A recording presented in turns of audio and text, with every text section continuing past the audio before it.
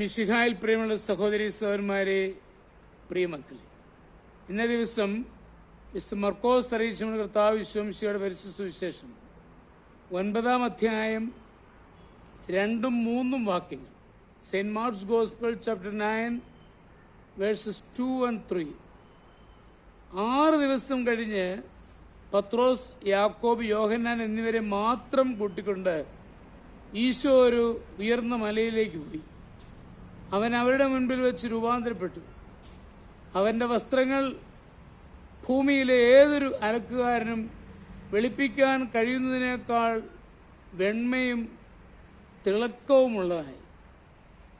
ജീവിതഭാരങ്ങളും പ്രശ്നങ്ങളും വർദ്ധിക്കുമ്പോൾ പലരുടെയും മുഖഭാവത്തിൽ മ്ലാനത പ്രത്യക്ഷപ്പെടും.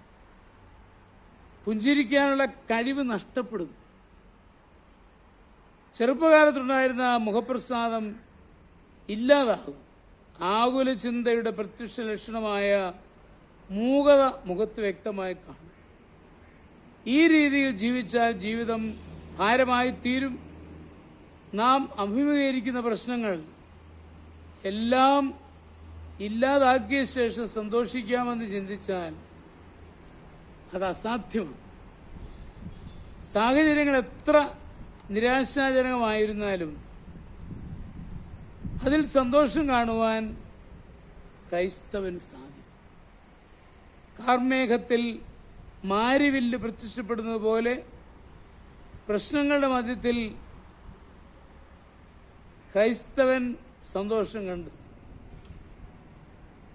ക്രൈസ്തവൻ നിരാശനും മ്ലാനവദനുമായി ജീവിക്കേണ്ടവനല്ല. കർത്താവ് മലമുകളിൽ വെച്ച് ദൈവസാന്നിധ്യം മറവില്ലാതെ അനുഭവിച്ചു.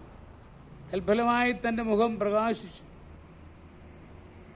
ഈശോയോടുകൂടി ജീവിക്കുന്ന വിശ്വാസി അറിയാതെ തന്നെ മുഖപ്രകാശമുള്ളവനാകും. നമ്മുടെ മുഖത്തെ ആവരണം ചെയ്യുന്ന മ്ലാനതയും അന്ധകാരവും ഈശോയുടെ സാന്നിധ്യത്തിൽ വിശ്വസിക്കുമ്പോൾ മാറുകയും സ്വർഗീയ പ്രഭയുടെ പ്രതിഫലനം മുഖത്ത് പ്രത്യക്ഷപ്പെടുകയും ചെയ്യും.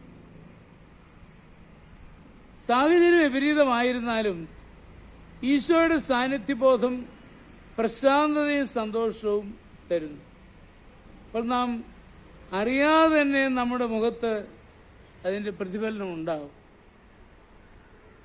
സാഹചര്യം നിരാശയുടെ മൂടുപടമിടുമ്പോൾ ഈശോയുടെ സാന്നിധ്യം പ്രകാശം വിതറും.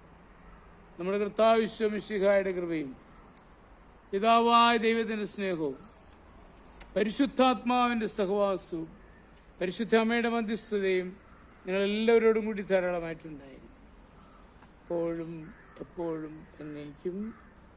ആമേൻ.